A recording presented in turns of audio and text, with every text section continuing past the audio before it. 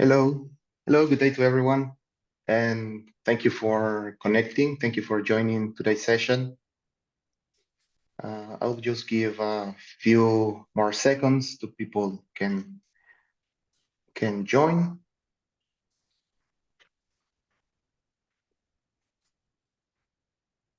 Okay, I see people still connecting. This is good. So welcome again. And yes, if my colleague could, Angela, could you please go to the next slide? Okay, thank you. So welcome again, and thank you for joining today's session. And yes, welcome to this new webinar series that is being organized under IRENA's global network on long-term energy scenario, the global LTES network. And this series of webinar, this webinar series is titled Energy Planning Frameworks for Mobilizing Finance for the Energy Transition. My name is Juan Jose Garcia, and I'm Program Officer of Clean Energy Transition Scenarios in IRENA's Innovation and Technology Center, and I'm also the coordinator of the Global LTEs Network. And yeah, I have the pleasure today to be your moderator and also your host. And well, the central topic of this webinar series is the nexus between energy planning and investment. And maybe to give you some more context, from one side, the mobilization of finance to increase the level of investment in countries is one of the key enablers for their clean energy transition. And many countries face several challenges to attract the investment required for this transition, and also some challenges in getting access to the financial mechanisms for the transitions.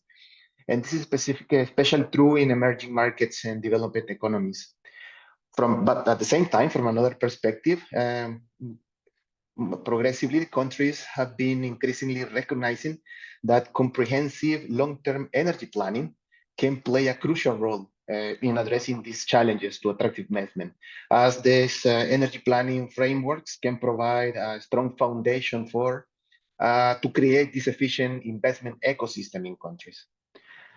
Furthermore, under the G20 Brazilian presidency in the Energy Transition Working Group, the critical role of energy planning in advancing investment and mobilizing finance has been a key topic of discussion and is currently part of the strategic agenda for the clean energy transition. So considering all these aspects and all this background, all this context actually highlights why today's dialogue is so essential.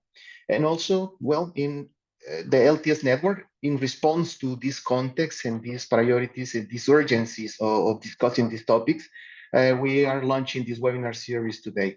And as I mentioned, this webinar series is being hosted by the Global Network on Long-Term Energy Scenario, the Global LTS, which is the platform that IRENA facilitates for exchange experiences and for knowledge exchange and to exchange practices on energy planning.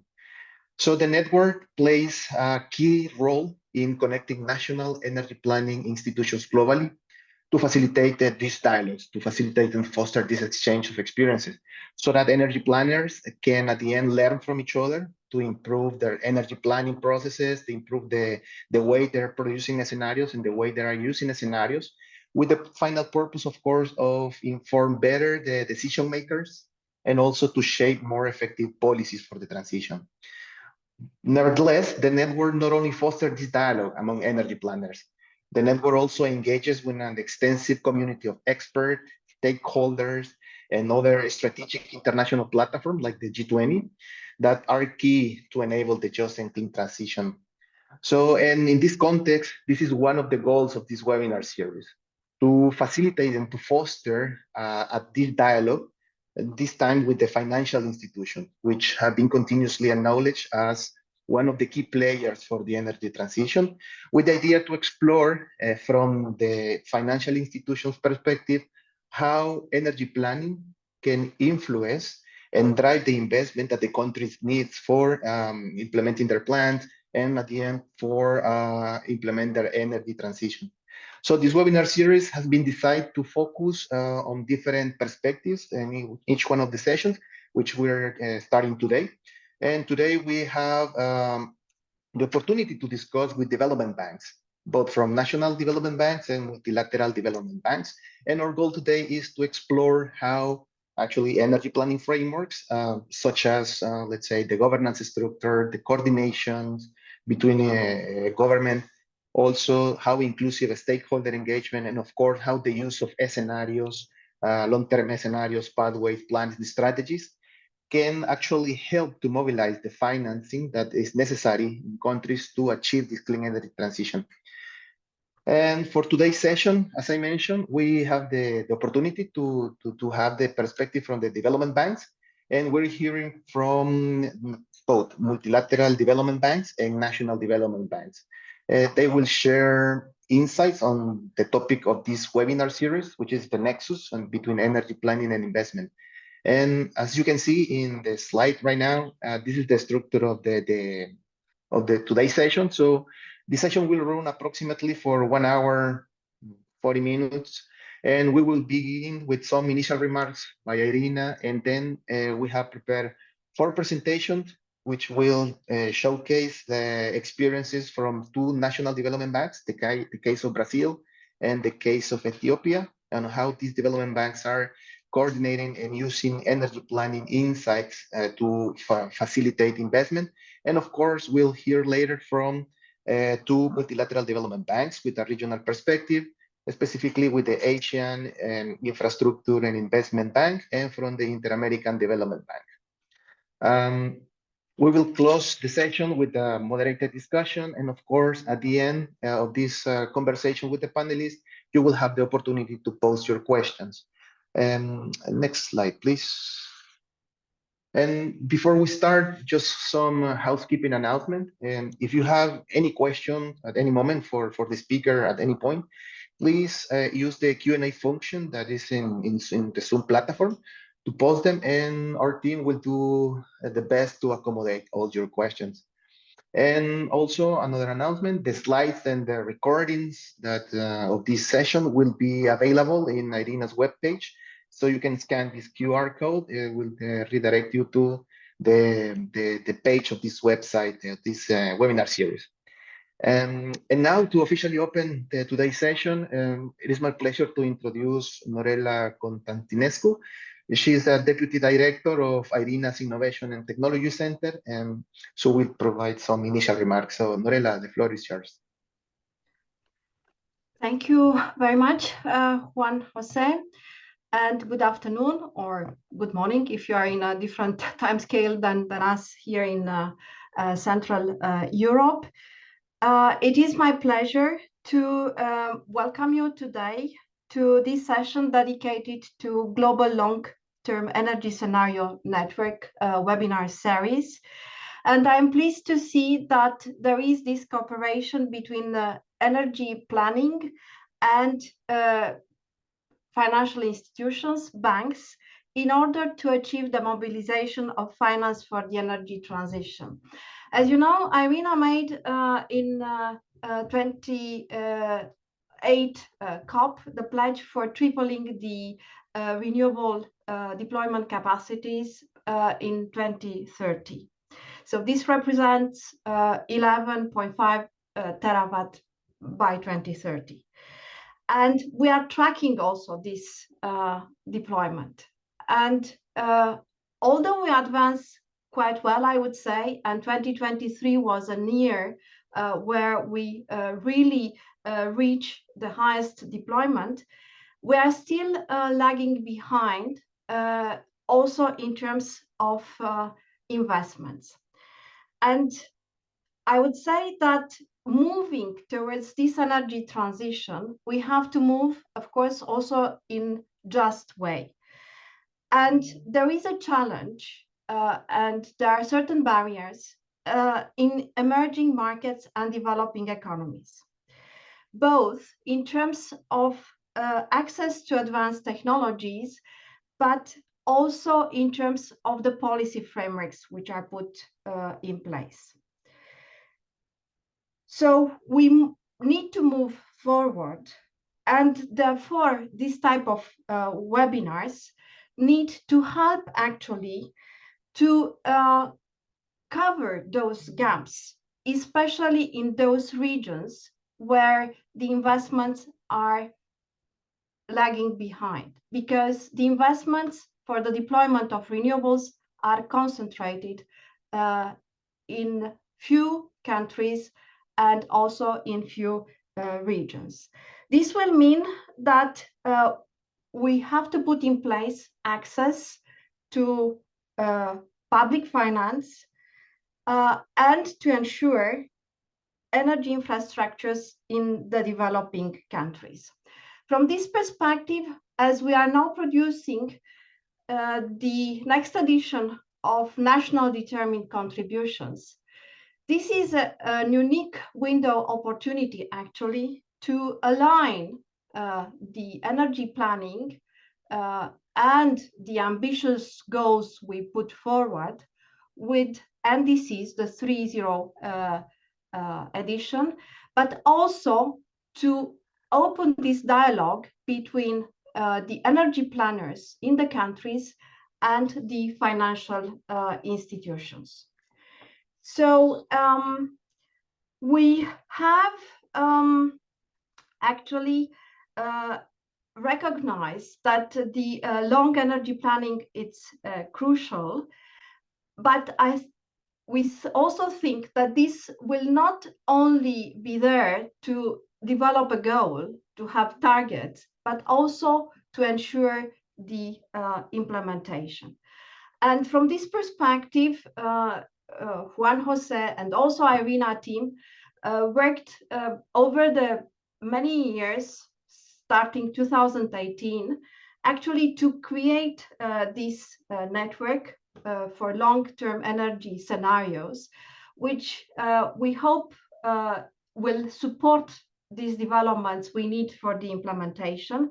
And the numbers which I can mention are really impressive in terms of international cooperation, in terms of number of participants we could reach, but also in terms of number of experts we engage with in the scenarios development, more than 400. And of course, the member countries which belong to our global long-term energy network coalition, which are more than 30. So pleased to see, according to the agenda, Juan Jose, that we have the banks, we have both national and also regional representation there. This will help to de-risk the investments. And I'm looking forward to actually leverage between the energy planning and finance needs, and that you have a good exchange and a good understanding of each other needs. And with this, I would like to thank you for your attention. Looking forward for this discussion, and back to you, Juan Jose. Thank you very much, Norela, for this general overview and noting the challenges that all the countries have in terms of mobilizing finance and their risk investment in energy transition. So really looking forward to have this conversation of how energy planning can support in this endeavor. Now, it is my pleasure to introduce the panelists of today.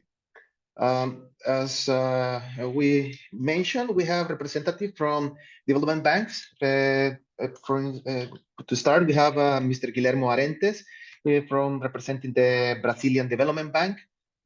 We also have Mr. Mengistu de Salem representing the Development Bank of Ethiopia.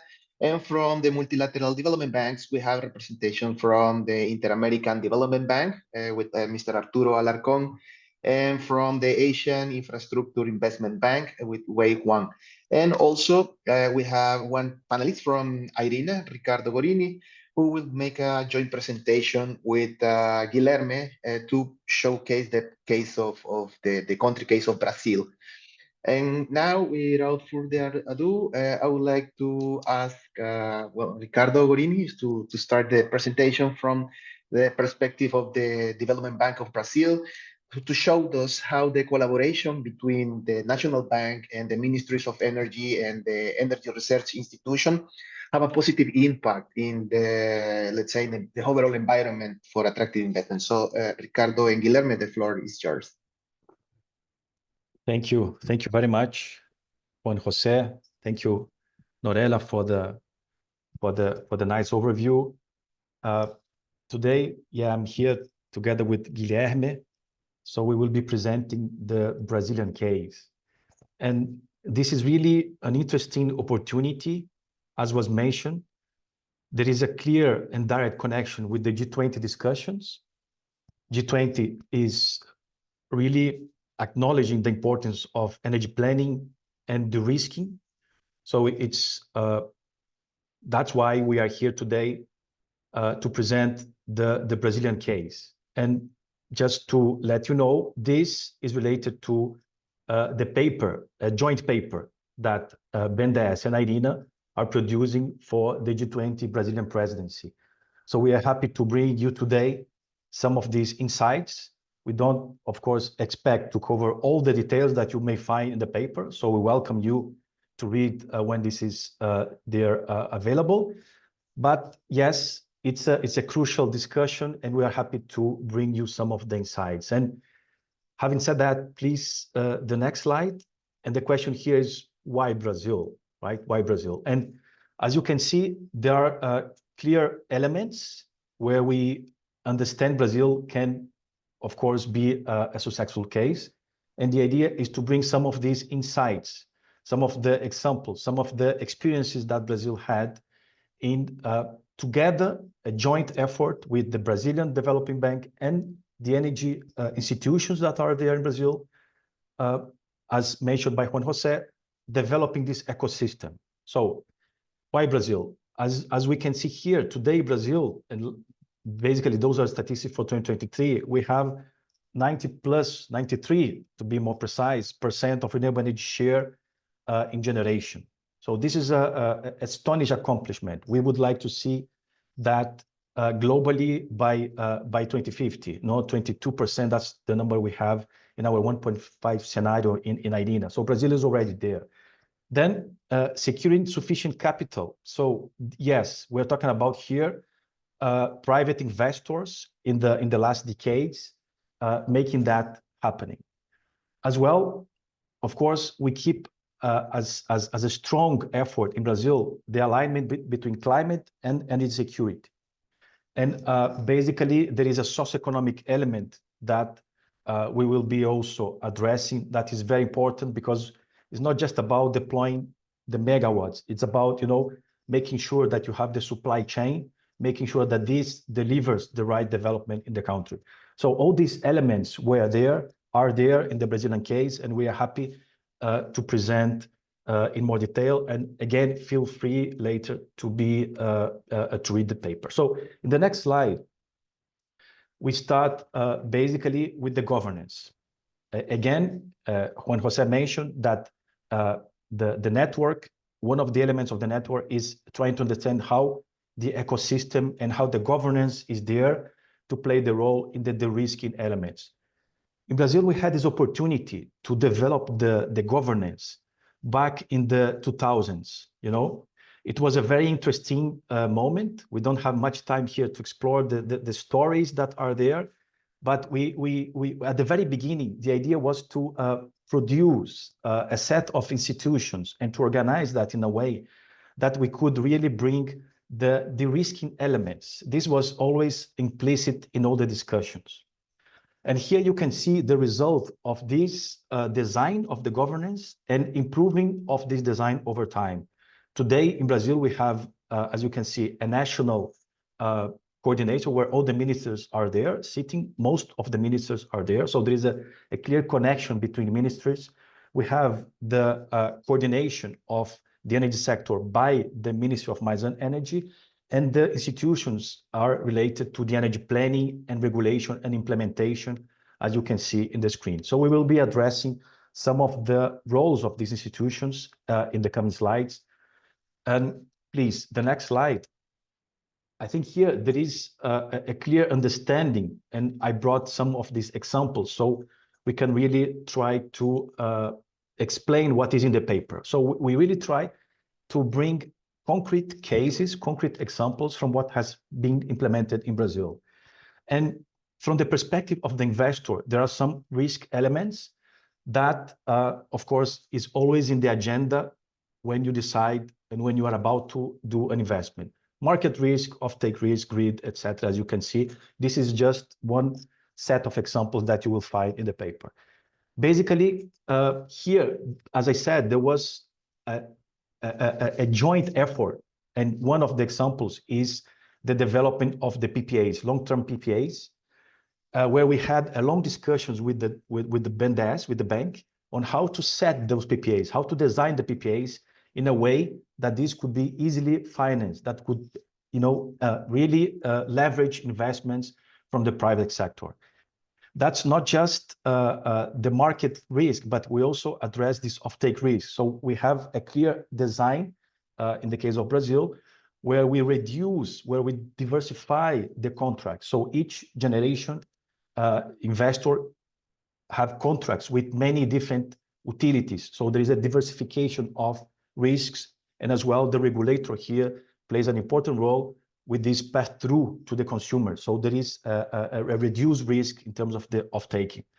In terms of the grid and transmission as well. So it's a clear effort from, in this case, a joint EPE, the minister and the system operator, to define studies where you minimize and where you can accommodate all these risks in advance.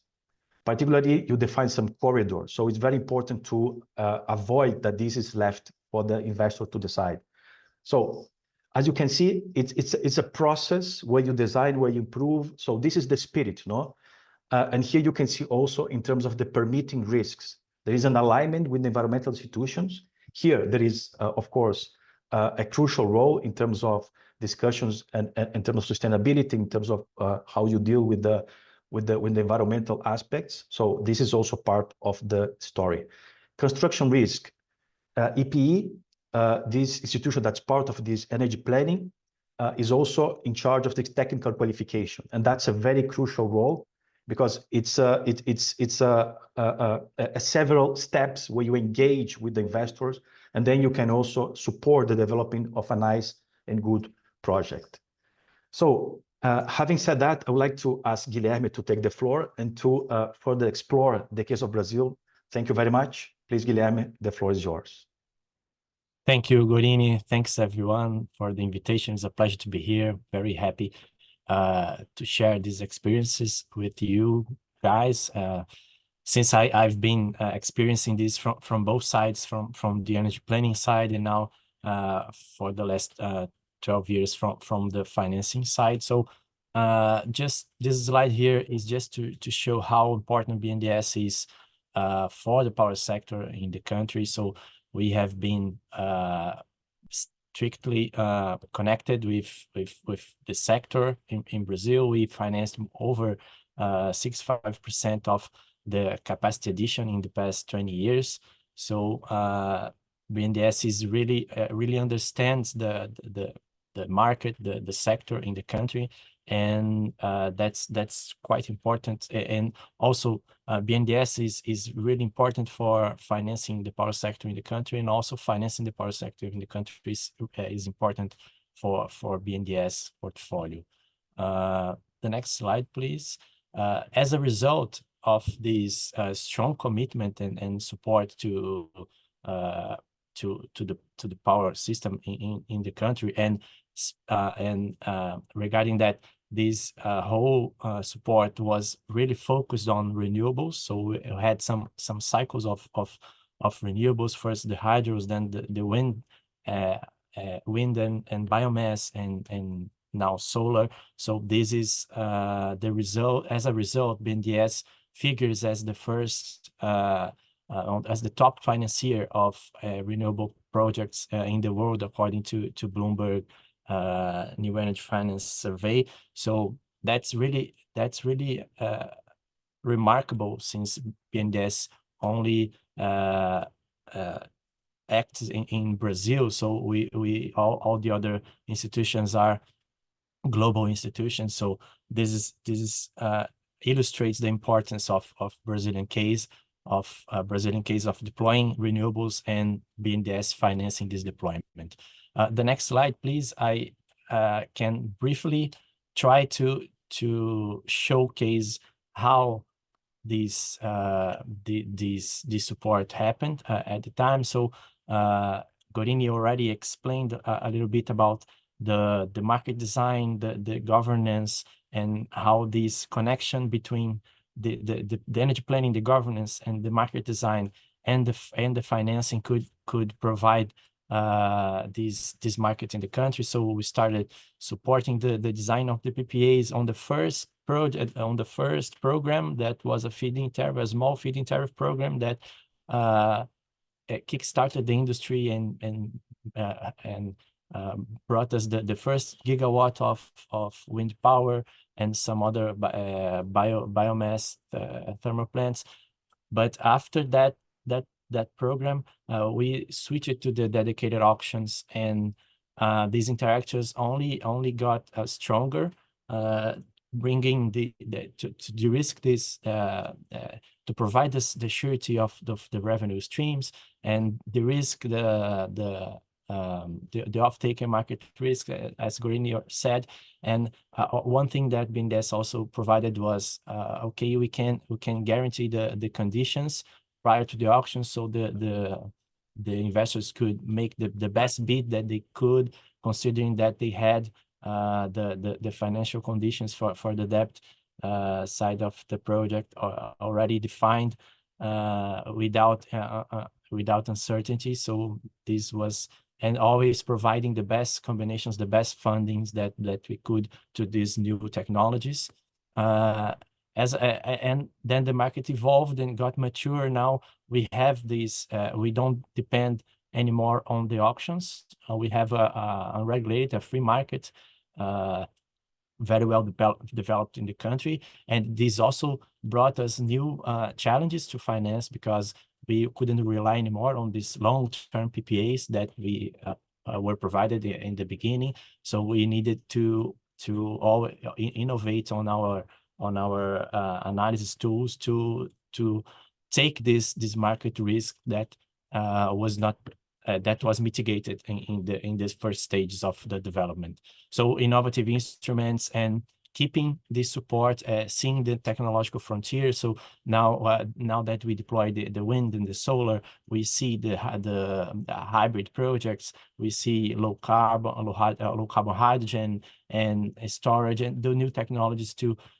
keep fulfilling the energy transition in the country. And BNDES thinks that we still have a very strong role to help deploy these new technologies. The next slide, please, just to try to keep on the time. We trying to list here the de-risking services that we helped to provide. So I already said a little bit about them. So the know-how and the collaboration was key. Long-term funding availability in local currency, mitigating several risks and currency risks and funding risks. It was also key. I already said about the stable financial conditions prior to the auctions, giving predictability to investors. I already mentioned that our support also fostered the building industrial supply chain in the country that also mitigates risk of supply risks. The pioneering role, taking risks, as I said, on the free market, we needed to take a step ahead and help to make these projects bankable. Also, we during the time also had a very important role developing the capital markets, and this was very successful, since now we see the capital market financing the majority of the projects. BNDES is more complementary and keep always bringing a kind of security of supply of funding for the projects. And we have a very important role also, co-financing and funding from multilateral and other institutions. So this is also important to bring always the best conditions to the country. Just to finish the presentation, the next slide, please. We try to summarize the key factors, trying to that bringing together energy planning and financing. So the joint roles and responsibilities, they're acting together mitigates the risks. There's a critical role for domestic expertise. Also, we have a very important energy planning governance institutions in the country, and also the financing side has a lot of expertise, so we can talk in the same language with the energy planning, market design, and the instruments, the PPAs, and all the auction design it was very well succeeded because we had this collaborative approach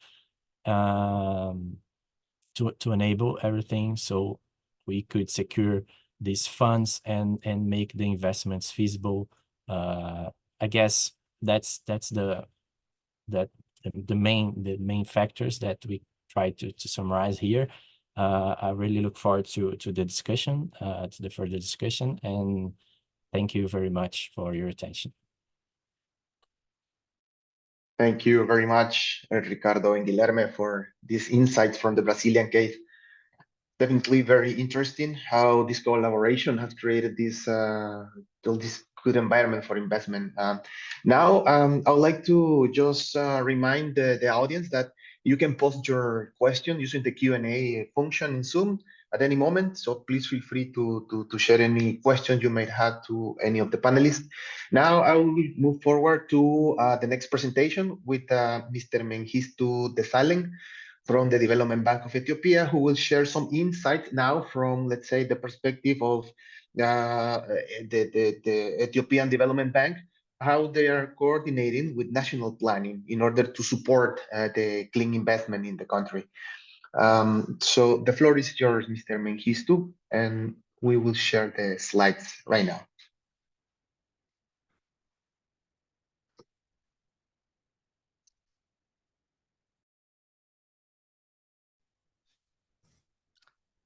Okay, thank you, Gash. Thank you all and for this who present and share us their experience in Brazil Development Bank.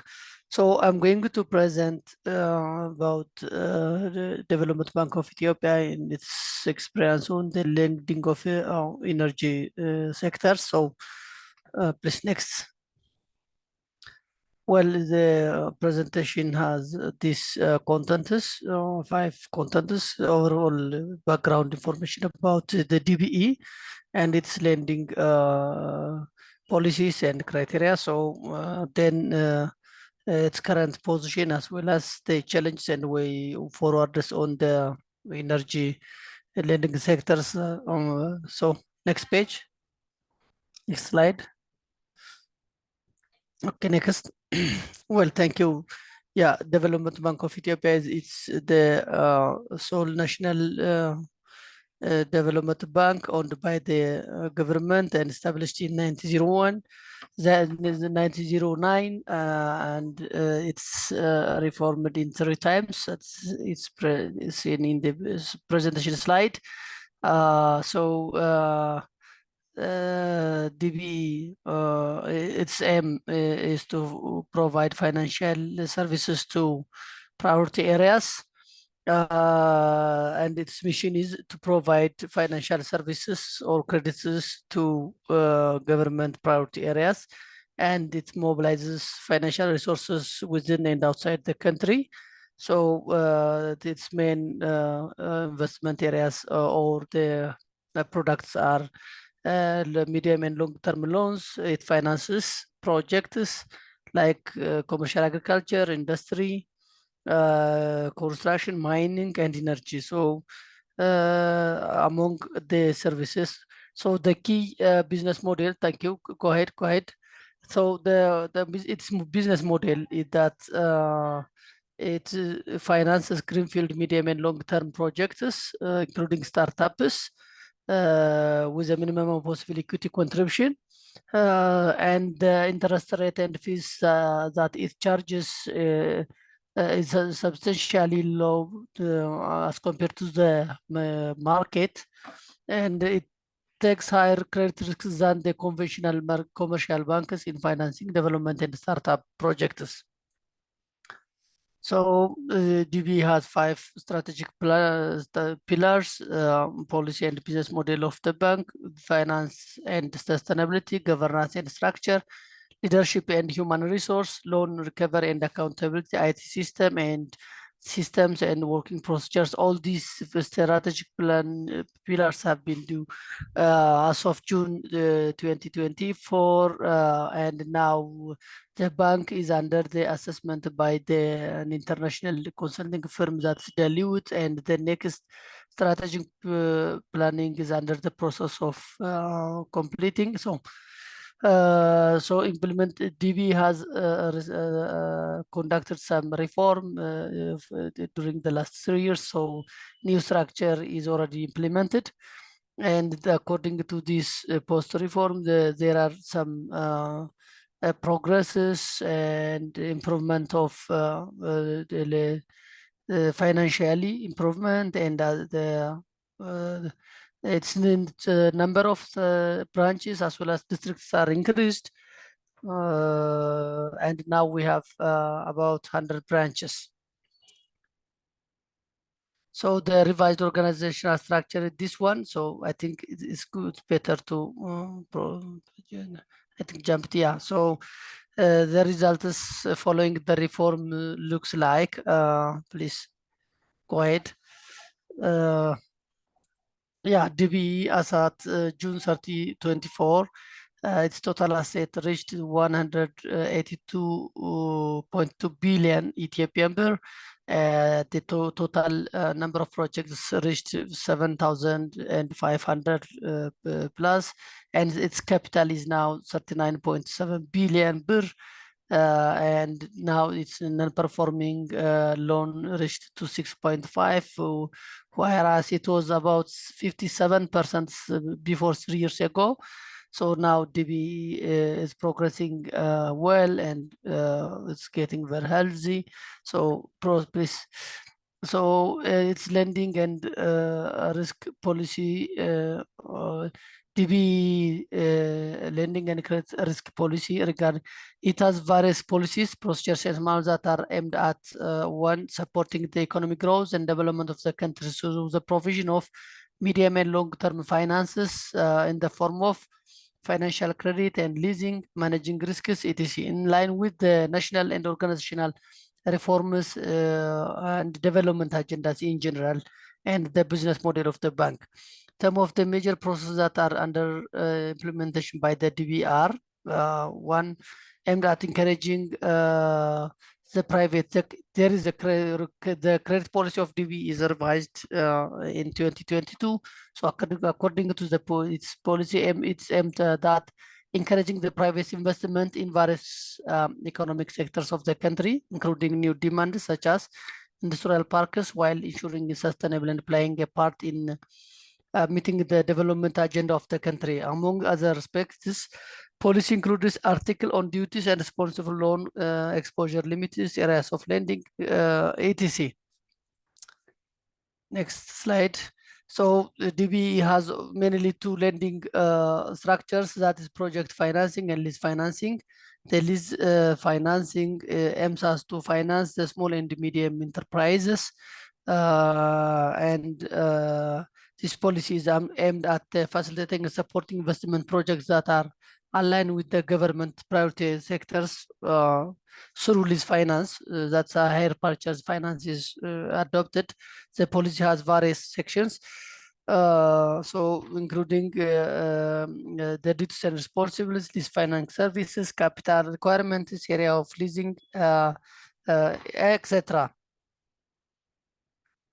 So DB has also risk management policy. As according to this policy, it has been formulated in order to ensure that the bank's business decisions are in line with the overall strategic objectives of the bank, ensures that risk taking is explicit, clear, and expected payoff reasonable and compensate for the risks taken. As I said, DB takes more risk than the conventional commercial banks. So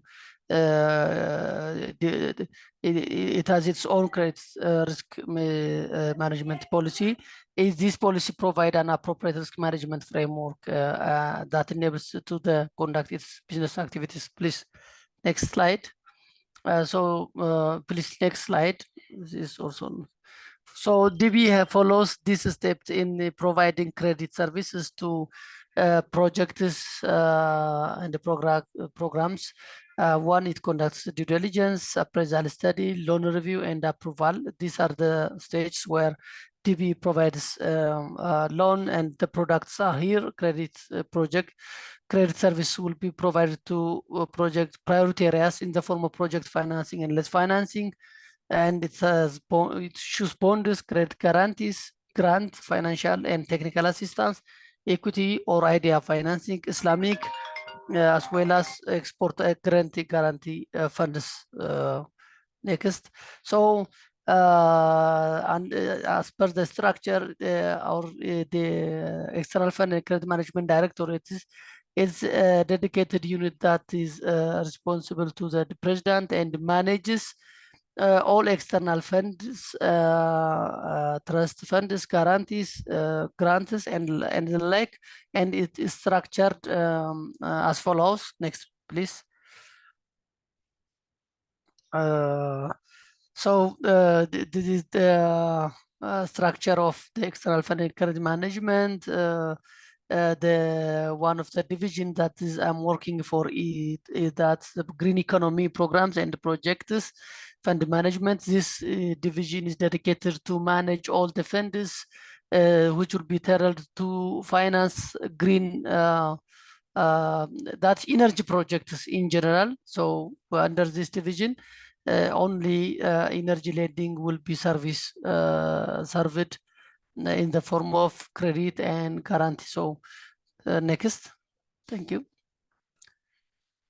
So let's jump with this one also, as it is the External Fund and Credit Management Directorate. It manages all the external funds that is obtained from external financiers like World Bank, AIB, JICA, many others. So let's go forward. So the DB's experience on the lending of energy lending is that as a policy and state-owned bank, DB follows the National Development Agenda. Once, accordingly, it finances projects which have or its financing of energy projects is among the priority area of the bank.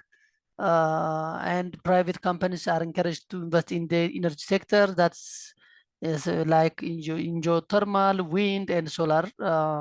There is a dedicated working unit called Mining, Energy and Construction Directorate, working on the finance of energy projects initiated by private sector enterprises. And DB has long years of experience in the financing of energy projects such as off-grid and renewable energy projects and programs.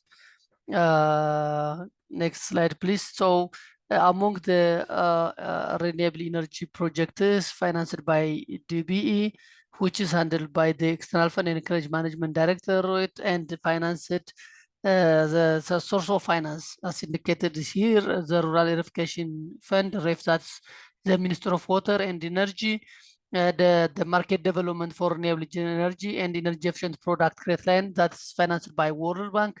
And there is a collateral support facility for those who have interest to engage in the renewable energy. That's also financed by World Bank.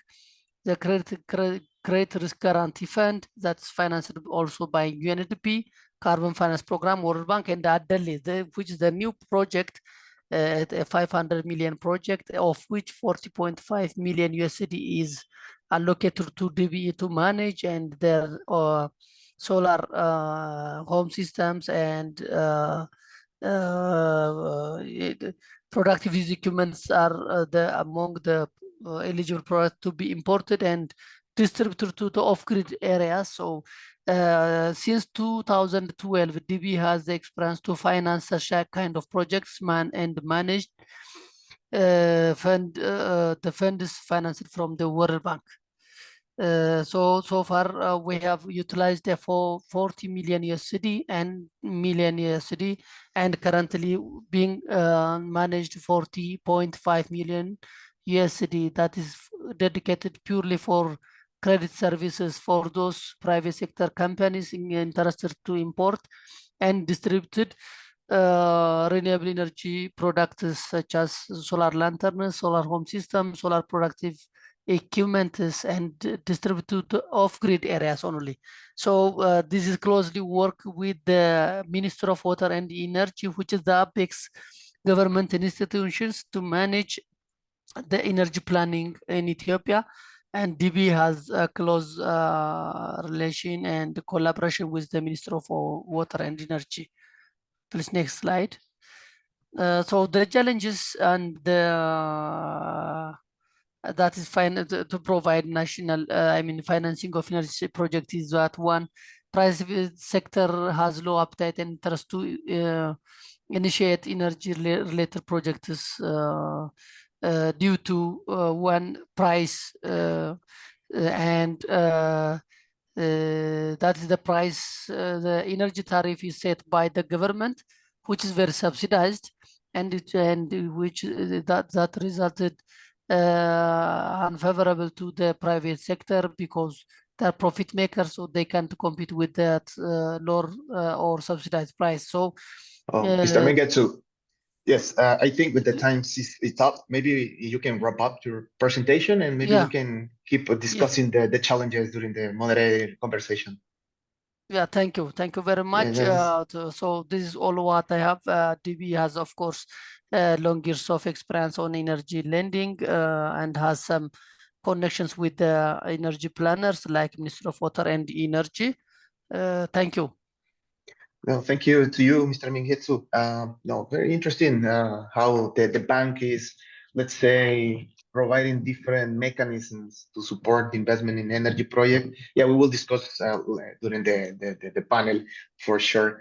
And now, thank you very much. Now I would like to invite Miss Wei Wang from the Asian Infrastructure and Investment Bank to share your slides. And yes, the floor is yours, Wei.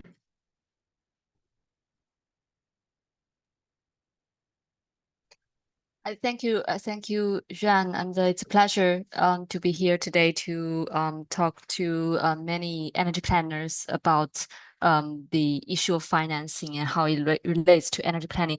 I'll try to be quick to make up some time.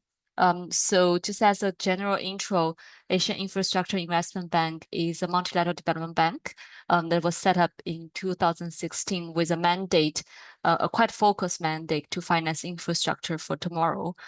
So our main scope of investments is infrastructure. And as our name suggests, our key borrowing members are the regional members in Asia and developing countries. And we do have the what we call non-regional member across Latin America, Africa. I think both Brazil and Ethiopia are all non-regional members. There we do focus investments to help deliver global public goods such as renewables, and also build connectivity between these different continents with Asia.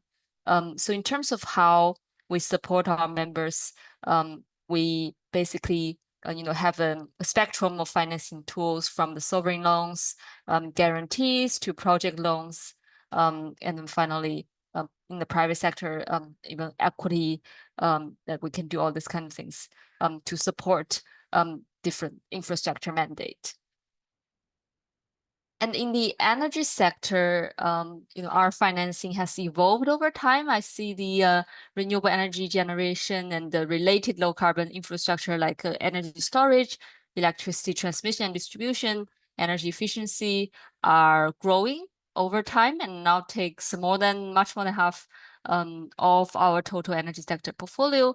The energy efficiency investment continues to be smaller. And I think there are also energy planning issues relating to it, like tariff levels and how cross-government agency collaboration is planned out. But this is very much an area that we hope to work more with different local financial institutions and government to promote. And in terms of geographical coverage, India and Turkey, Bangladesh, these are our largest borrowers, but it's quite spread out across the regional and non-regional members. So Asia is really diverse in terms of where they are at. Well, different countries are at in terms of the access to energy, access to clean cooking, and also their energy self-sufficiency. On the right, you can see that it's really diverse because some of the countries don't have a lot of indigenous resource, and therefore their sort of long-term energy planning and solutions they are looking at are either connecting with neighboring countries or try to develop renewable energy as an alternative source, and also invest a lot into energy efficiency. Whereas there are also some net exporters that are quite reliant on fossil fuels domestic production, and it's important to coordinate with the energy planner in terms of how they gradually phase down the fossil fuel production and to promote a just transition through this process. And most of our members have ambition for net zero. This commitment is strong, but we do see that between the target and the planning, and then between the planning and the implementation, there are still huge gaps. So in the developing countries in general, it takes less than 10%, excluding China, takes less than 10% of clean energy investments between the last 3 years. So I think there are a lot to be done to see how to translate the planning into implementation in our region. And in terms of how our work connects to planning, I would really like to start with talking about our energy sector strategy, because basically this is the strategy that we review and update every 5 years to set out the directions of AIB, like where we want to put in our funds and investments. What are the key top themes that we would be looking at, and what are the technologies we would be looking at. I think, of course, renewable energy and these kind of low carbon solutions are expanding. But I would say what's quite important in that energy strategy update process is the understanding of technology option in the long term, and what are the more innovative and the technologies that are still mature and not financially commercially viable, but are within the radar of our member countries. Some countries we see that they are looking more at CCS as a future option. Some are more looking at blue hydrogen or green hydrogen. So it really helps us by looking at different planning of the governments to see how we should position ourselves to provide the strongest support for our members. And then lastly comes to fossil fuels. AIB they have a very strict limit on what we can do, but still we left a little bit of room for natural gas as a transition fuel, simply because many of our members, their energy planning still provides a room for natural gas, particularly in the hard to abate sectors and so on. And then lastly, I want to talk a little bit about how this will be a topic that may come up later in the panelist discussion, is how planning relates to our green mandates, our climate commitment.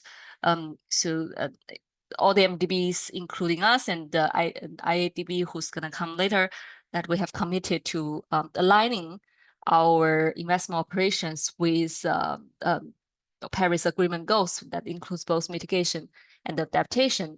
It's the block 1 and block 2 under this graph. And that means that we need to assess every investment that's proposed to us on how they are really just helping to achieve the Paris goals, or at least not undermining the Paris goals. And this should be applied across the different instruments that we have. And one important element that we assess under this framework for mitigation is the consistency with NDCs and also long-term decarbonization strategies and the sector strategies and the pathways of the countries, the host countries where we are considering the investment. This is of utmost importance when we look at projects, particularly if they're not like solar or wind, this kind of universally aligned projects. But when it comes to more gray areas, even for biofuels, how it really aligns with long-term thinking of the governments, and we really want to make sure that what we do is in alignment with what the region foresees and what the countries foresees how they position themselves. So let me stop there and then pass back to Jan.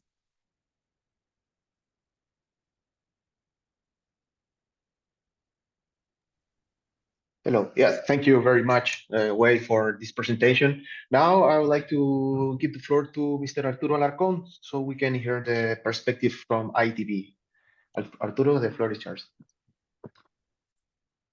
Thank you. Can you see my screen? Yes. Yeah, perfect. Well, I'll speak briefly about Latin American and the Caribbean challenges regarding energy planning specifically, and how energy planning attracts financing. Then some of the key issues that we found in our work and what the IDB is doing. First, the IDB group is comprised of 3 different organizations. IDB, the public sector side where I work, IDB Invest, which is our private branch, and IDB Lab, which is our innovation hub.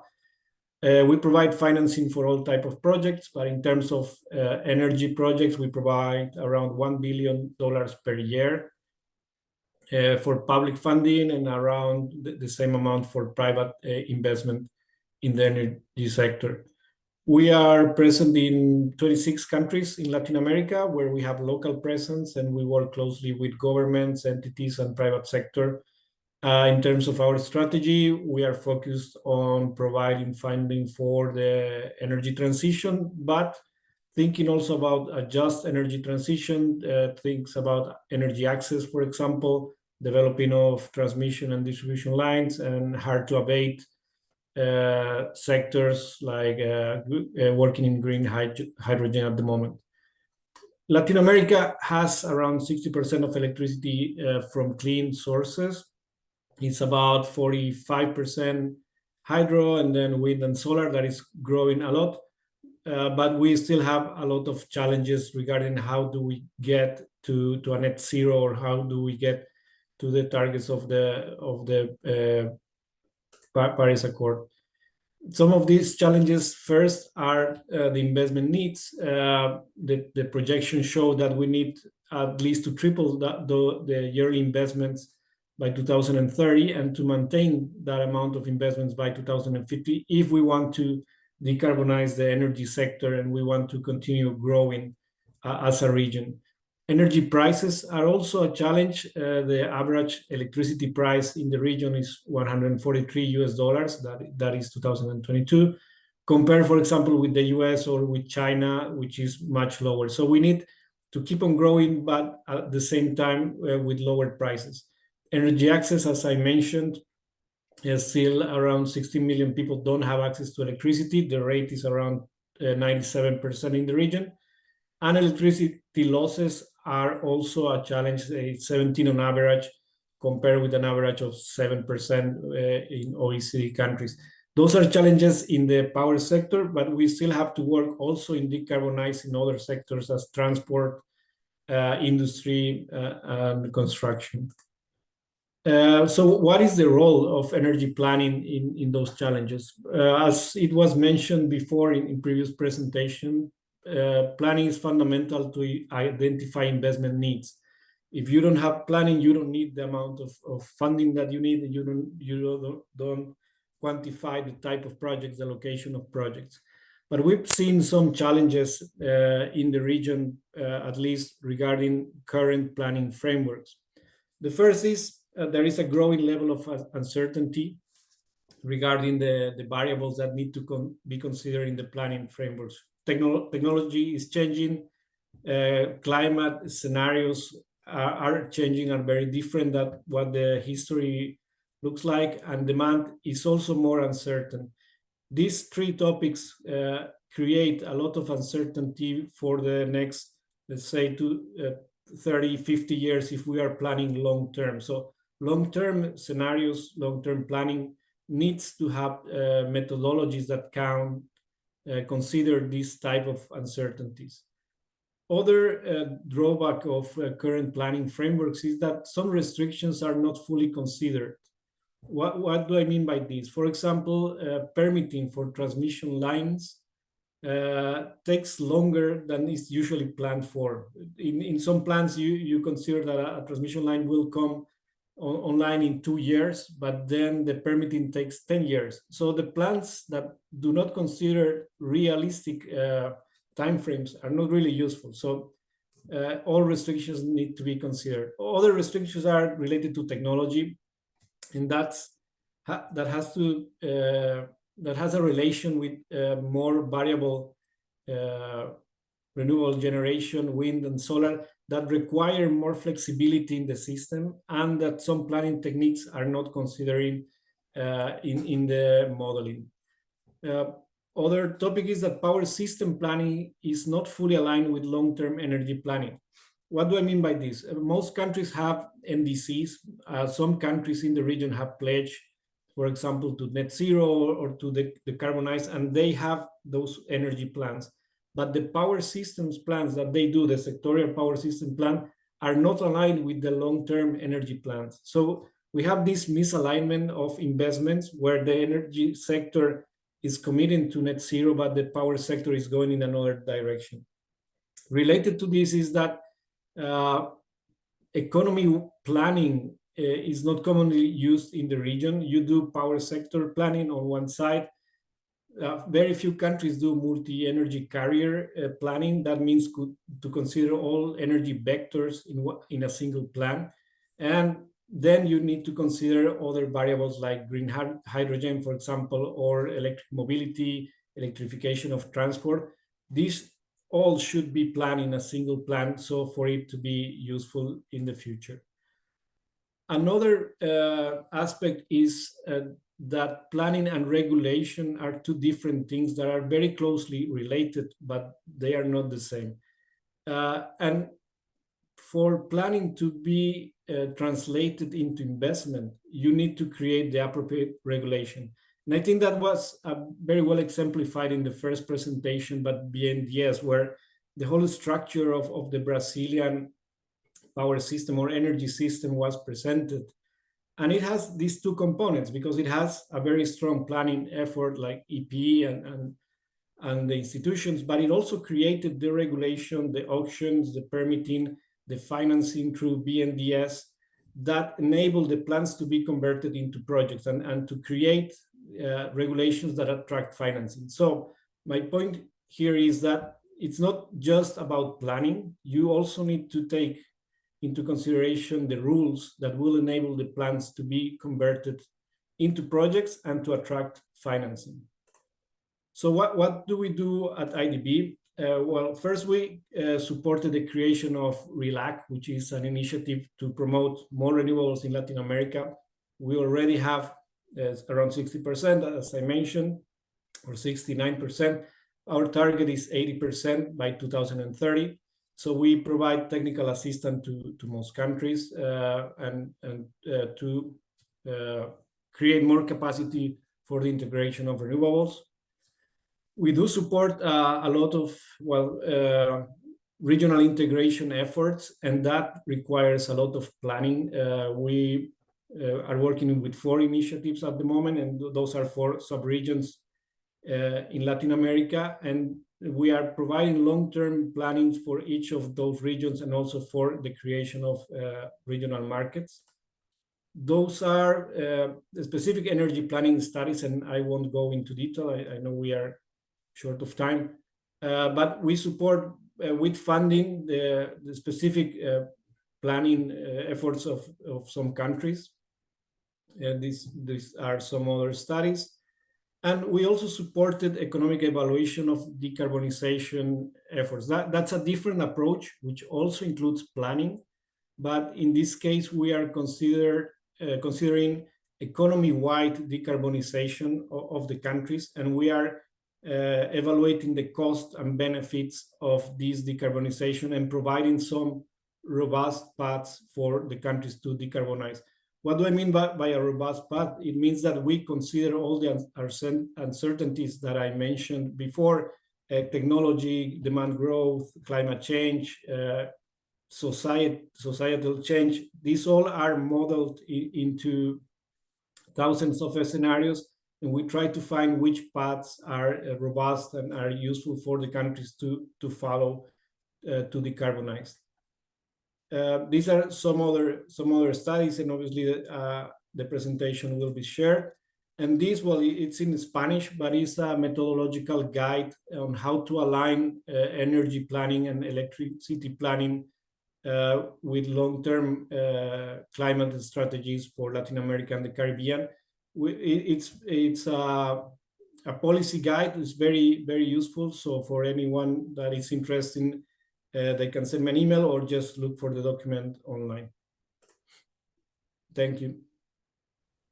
Thank you very much, Arturo. Very comprehensive presentation. Yes, now I would like to ask all the panelists to turn on your camera and join me for a moderated conversation. And just remind the audience that you have the opportunity to post your question in the Q&A function in the Zoom platform. So please feel free to put your questions there. And yes, now we still have time for 30 minutes conversation. So I will kindly ask you to keep your responses between 2 minutes, 3 minutes, so we all have the opportunity to share our insights. But yes, and I would like to start with a question for everyone here. So since the focus of this the webinar, of course, is the nexus to understand better the nexus between long-term energy planning and investments, I would like to kindly ask you to each one of you, like from your respective banks or your respective, let's say, institutions, it would be good if you can elaborate and give concrete examples of how the example of the role of long-term energy planning in supporting the work of your banks. So for instance, we talk about different, let's say, energy planning frameworks, right? Like coordination, use of energy scenarios, use of energy plans, or let's say engagement with different stakeholders. So if you can provide a concrete example of how long-term energy planning have been, let's say, supporting the work that the work of your banks and of course the work that the support that you provide to countries. So maybe we can start with the Brazilian case, maybe with Guilherme or Ricardo. Okay, Juan, I can start. So I really enjoyed all the presentations, and one point that Arturo brought, that it is not energy planning alone. It's energy planning and regulation and market design that enables the investment. So but trying to keep on the energy planning alone, I would say that when the energy planning foresees what will be the system in a few years, and what technologies are better positioned to supply the energy, and what size will be the demand. So you can measure which size will be the market for the renewables, and this signal of the market size moves the private companies to start creating projects, a pipeline of projects. And this pipeline of projects is also key to so we need to have good projects in order to along with all the risking mechanisms to have to deploy and to finance the projects.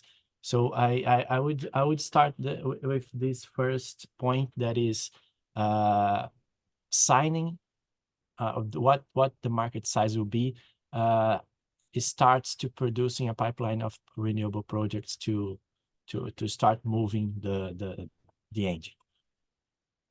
Well, thank you. No, definitely. It's a very comprehensive idea. Now, Ricardo, I don't know if you want to add anything else from the Yeah. Brazilian case. Yes. Yes. I would like to highlight that there is a continuous process, no, in this exchange between energy planning institutions, and I'm calling energy planning institutions in a broader term. So it's the governance of the energy sector. So there is a continuous effort that helps developing the de-risking elements. So it's important to do this in a way that it's signing to the investor that there is an effort that is there in terms of addressing risks that may be perceived or really actual there. I mean, Arturo mentioned the transmission aspect, the connection to the grid, the availability of the grid. So I mentioned as one example that there is an effort. There was and there is an effort, no, as we know in the Brazilian case. So I think this is one important element that we have as insight in the paper that count a lot with the BNDES. So this element of continuous effort that a joint domestic bank and the governance on the energy sector should have in mind, no? So I think that's one important element as insights. So please, yeah. Okay, thank you, Ricardo. And now I would like to go with the Ethiopian case. I think it will be also interesting to understand from the African context as well. So, Mr. Mengistu, if you could tell us what specific aspects if you can elaborate concrete examples from your experience, how the long-term energy planning has been supporting the work of the Development Bank of Ethiopia. Thank you, Juan.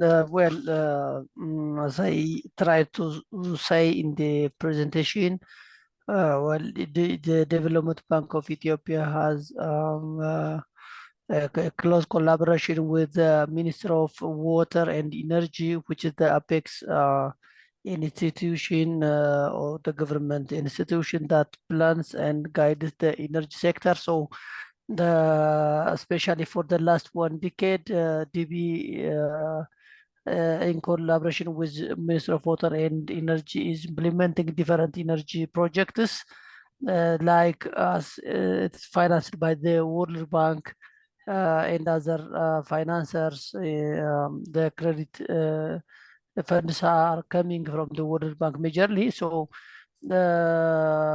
in fact, I cannot say that there is collaboration between all stakeholders, especially the government institutions and the Development Bank of Ethiopia in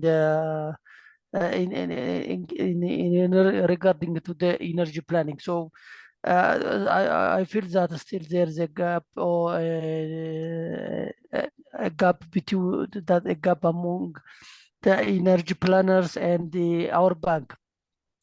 DB is, as I said, it's a government for bank established to support the government development agendas. So energy financing is one of its priority areas, and the private sectors are not interested to engage in the development of energy projects due to the price that is the energy tariffs, which is set by the government and which is very subsidized to the households or the consumers. So currently, which is more active and that's successfully DB is implementing the solar, the renewable energy is that's solar and biogas. So DB is financing the solar energy projects and the biogas for the last decade. So it has been successful, and because of that, the World Bank injects additional $40.5 million dollars, US dollars, for this same project, or the same for that's for the solar. So as I said, the Minister of Water and Energy is the apex institution, government or government body in that concerns the energy planning and distribution. So DB is closely working with the Minister of Water and Energy. That's the most important, and that is why DB is currently engaging on the financing of energy related projects. So we hope and that even this is continuing, and which will be very useful for the next DB will incorporate the financing of energy related projects that comes or that's initiated by the Minister of Water and Energy. So we are closely working with them. Thank you. This, Thank over you, to you. Mengitsu. Yeah, thank you, Mengitsu, for this overview. Now, I would like to hear from the multilateral development banks, maybe with IDB.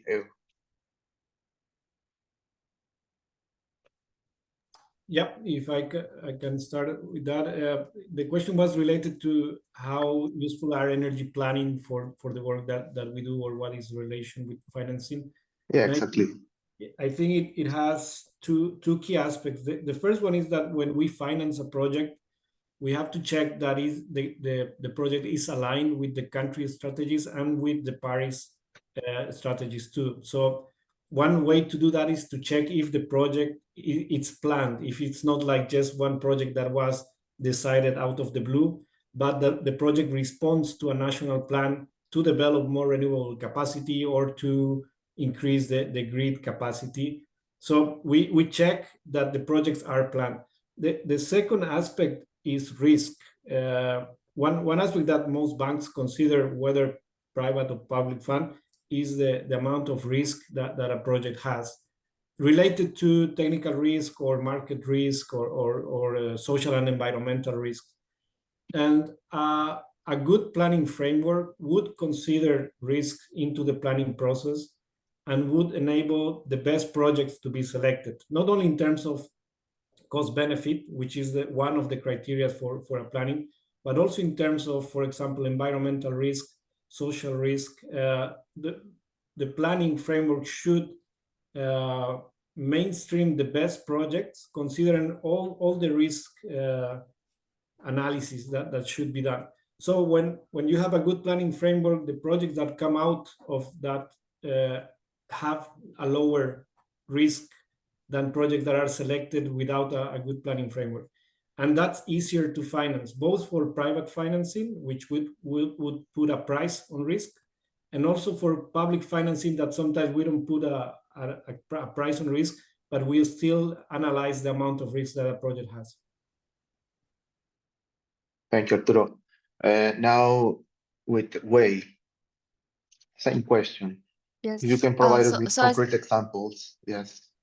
yes, I think Mr. Alacon has summarized it very well. So when we are looking at energy project, it's not just that project, but oftentimes it's the whole value chain, right? What's upstream?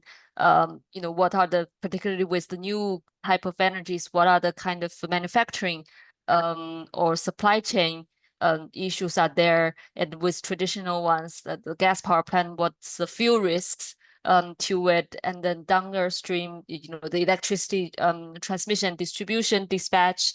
I think even more so with hydrogen, what are the infrastructure to transport hydrogen, and what are the end use and demand that's there for the hydrogen offtake. So you need to look at the whole value chain to assess the kind of risks and opportunities, the real opportunities you have instead of just looking at the targets, because if it's not well planned this way, then the targets can not be fulfilled for forever, right? And I think a good scenario-based energy plan always have like a solid life for the next 5 years. So this is how they see things will happen in the near term, and that helps give market signal on where the investment needs are. And sometimes we see some countries with energy planning that comes with a project list. So that's even more concrete. Like they provide a project list and to help us know, okay, these are the power projects that's going to happen, and these are the transmission lines that's going to help them dispatch. So that's the best kind of near-term market signal. And over the longer term, 20, 30 years, then you will see like this solid line becomes, different lines, dotted lines over the long term, and that helps you to understand what's the government's long-term thinking on the technological possibilities. And that could change over time. But I think for MDB, this really helps us to think about, what are the kind of upstream policy engagements and technical assistance, or, other sort of more upstream and soft support we need to provide to the government to help them realize this long-term thinking, and pave the way for this different readiness of these different options. No, thank you, Wei. Maybe, and I would like maybe continue with a follow-up question with you. For instance, Guilherme well mentioned that one of the roles of energy planning is provided this maybe a pipeline of feasible projects, and Arturo also highlighted the relevance of the energy planning frameworks in creating this alignment between national strategies, right? So my question to you, Wei, is from the context of the Asian Investment and Infrastructure Bank. I'm curious to maybe if you can elaborate a little bit more on how the bank actually aligns its investment strategies with the priorities that are outlined in this national energy planning, to ensure that your investments, the bank investment, not only meet the financial objectives, but also contribute to broader goals, let's say, such as the Sustainable Development Goals or the Paris Agreement. So Yeah. So here I'm going to be very honest in terms of in the context of Asia, the comprehensive energy planning is very rare. That set out the aligned energy planning with the power planning, with the T&D planning, and with the climate planning. But we do see that over the past 2 years, there are increasingly some countries incorporating the net zero targets into their energy planning, and that's a good thing. So that gives us very good indication of where the countries wants to go. But I'd say that for most, maybe 80% of the markets, it's either outdated plans or not aligned. Sometimes there are even two kind of energy planning, one coming from the utility, one coming from the governments. Then it's very difficult to reconcile these different efforts and where we really are in the future. So that provides a lot of challenges for us in terms of both to identify the right investment direction, but also to fulfill our commitment to Paris. Because if the NDC is not aligned with the temperature goals and the plan is not aligned with NDC, then how can we make decisions on things that are aligned with the sustainability mandate? Yeah, thank you for your response, Wei. Now, maybe I would like to make a concrete question to you, Arturo. You touched on a very relevant aspect when we talk about implementation of the planning, the planned implementation, how to make this step after we plan, we set our targets, but what's next? So most people, or many people, I will say, think that the next step, the next logical step is, okay, let's find the financing for this. But you mentioned one important thing, it is the regulation. So I wanted to ask you, from the bank's experience in working regionally with different countries, with different realities in Latin America and the Caribbean, if you can give us more insights on how energy planning frameworks can actually support in creating this stability in policy and regulation that is required to facilitate investment. What are these lessons that you can share with us that you have seen maybe working with different countries in South America, maybe in Central America, or the island in the Caribbean region? That is a very good question and not easy to answer, but in terms of what we've seen, I think what matters most is that energy issues are long-term state issues. Like a country decides to have a long-term vision of where they want their energy sector to go. And we've seen examples of that happening with fully deregulated countries, for example, Chile, where most of the investment is private. We've seen examples of that happening in countries that have state-owned companies. We can say Costa Rica, for example, that has almost 100% of the matrix comes from renewables. Uruguay, that had already a very strong energy transition. And obviously Brazil is a very good example, but Brazil on its own, it's a continent, so it's very hard to compare Brazil with the rest. But what happened in those countries is they decided to have a long-term vision of where they wanted their country to go, and then they aligned their planning, their regulatory framework, their institutions to that vision. So I would say that comes first, the vision, and that is not a government's vision. It's not a 4-year or 5-year vision, but it's a 20-year or 30-year vision. Then you have to have the plans, but you need to create also the frameworks to attract financing. And what I meant in my presentation is that plans alone won't attract financing. What you need is a very credible market framework, or not necessarily market framework, but I mean the rules need to be credible, need to be stable. You need to have stable rules, and you need to have transparency on how any investor will get the return on investment, whether it is through auctions, whether it is to long-term PPAs or just like a spot market, but you need to have those clear rules.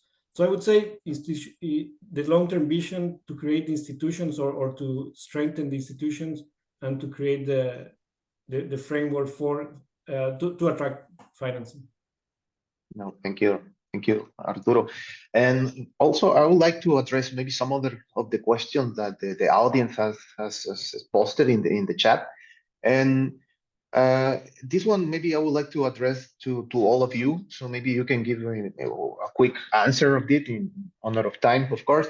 Yes, for instance, this question says, what are the key aspects that development banks would like to see in long-term energy plans? Some of the speakers, some of you talk about, mention a grid extension.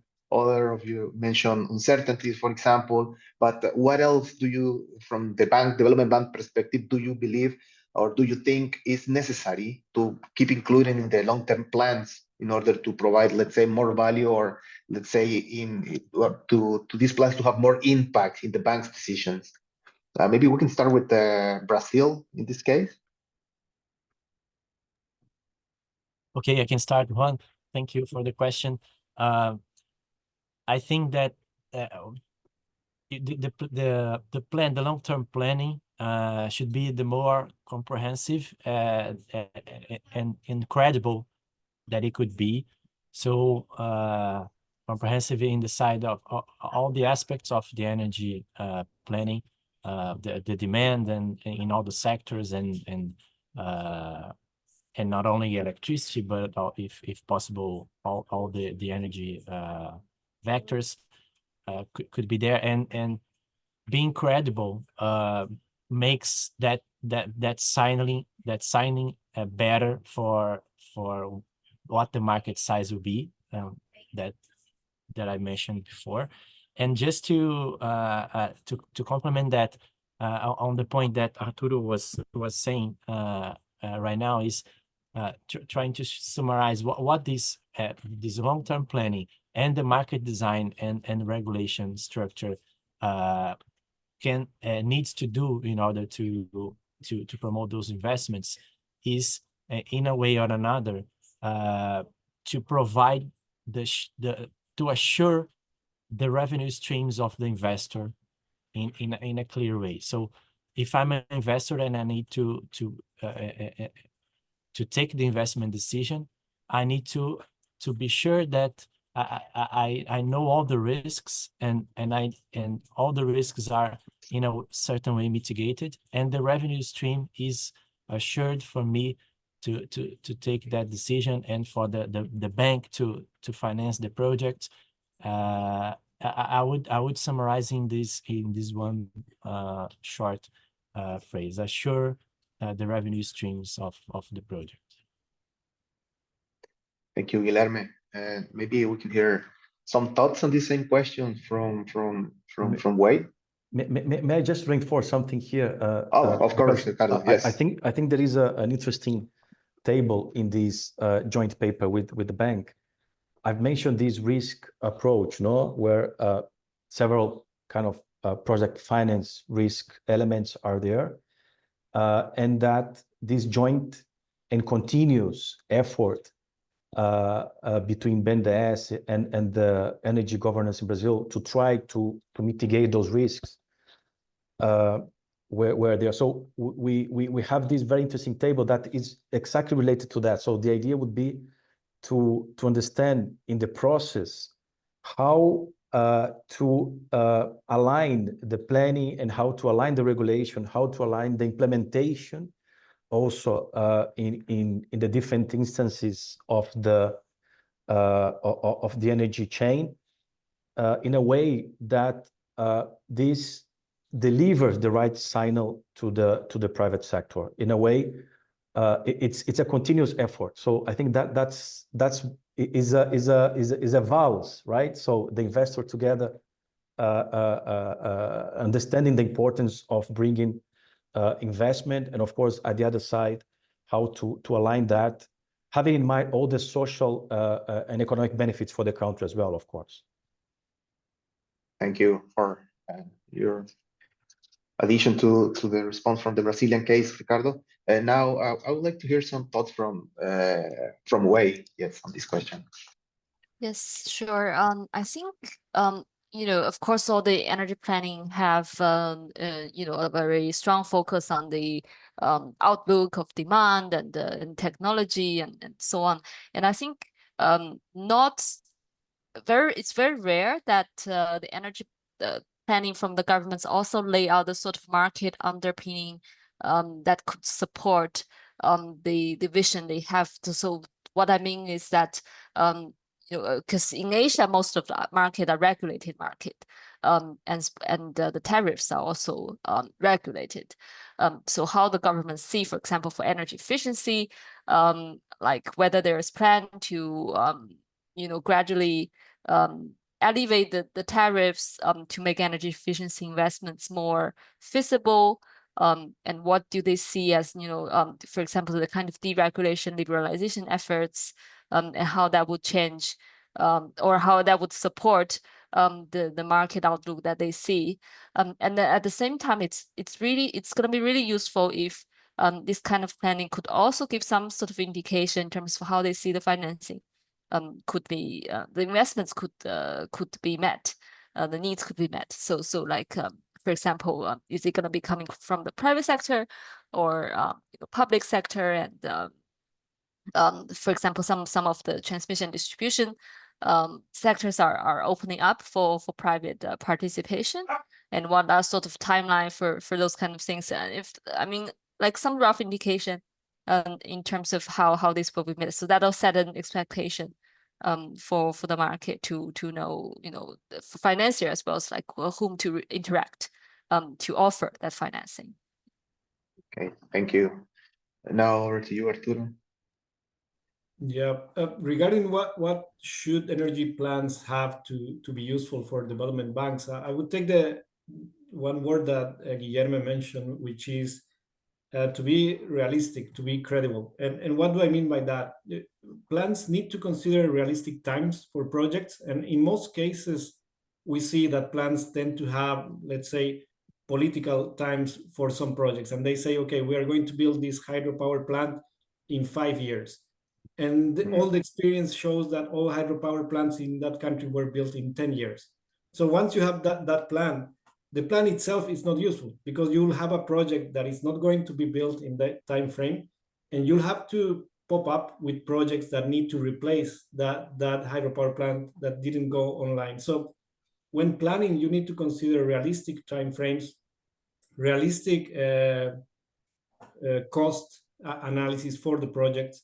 And you need to include also what was mentioned before, environmental and social risks, which will have an effect on the schedule of construction of the project. So if you don't consider the potential risks of a project to have environmental and social impacts that could delay the construction of the project, your plan won't be useful. Again, you'll have a very short time frame for a project that in reality will be constructed in a much longer time frame. So they need to be realistic plans. They need to consider all uncertainties up to a degree that enables for decision makers to make good decisions for investment.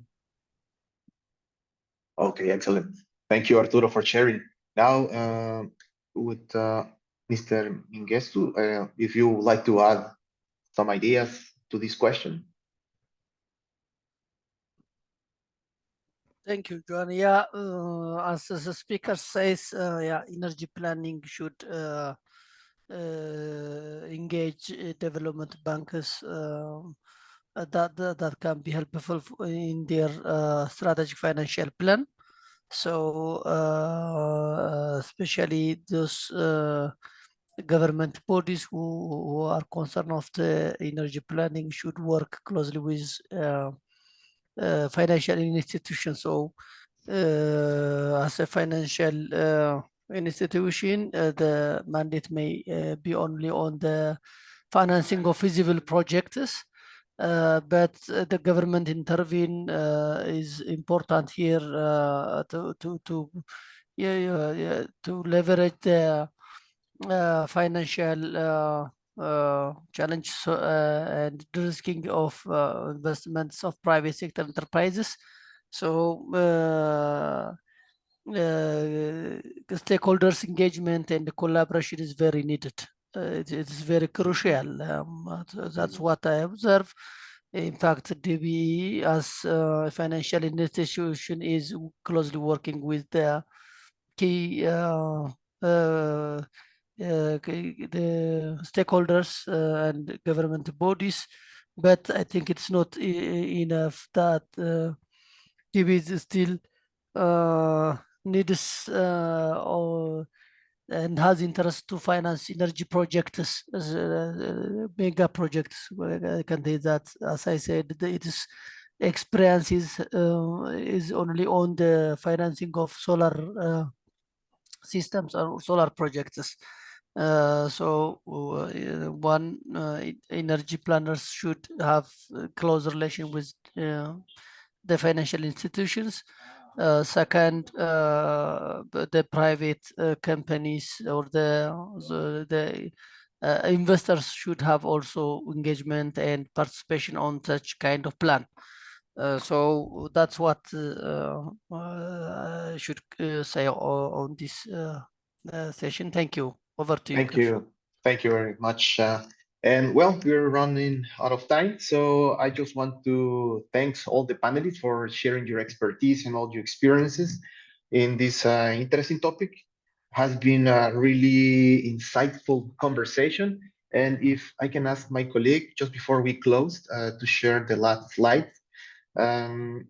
So thank you all as well to all the attendees to this webinar series. And just before we close, I just would like to make one announcement on the upcoming sessions.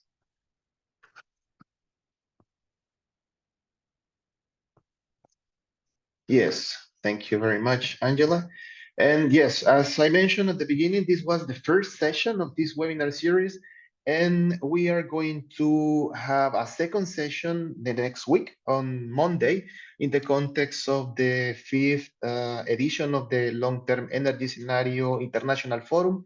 It's going to be a roundtable, and we're going to cover from the multi-stakeholder perspective the same kind of ideas of the same link, but this time how energy planning can also unlock the climate financing. So what is the role of energy planning, long-term energy planning, in facilitating governments the access to these international mechanisms for also financing. And then we're going to have two more sessions that we hope you can also join us. Next slide. And just to conclude, if you are interested in participate in this session, this roundtable, or attend this roundtable, please feel free to scan the QR code that you are seeing right now on the screen, and you can register without any cost. And so we hope to see you there. So thank you again on behalf of the LTS team and Irina, and thank you again to all the panelists for your insights in this conversation. So thank you very much, and we hope you a good rest of the day. Thank you all. Thank you for your attendance and sharing of the experiences. Thank you. Thank you. Thank you. Bye-bye. Thank you. Ma'am.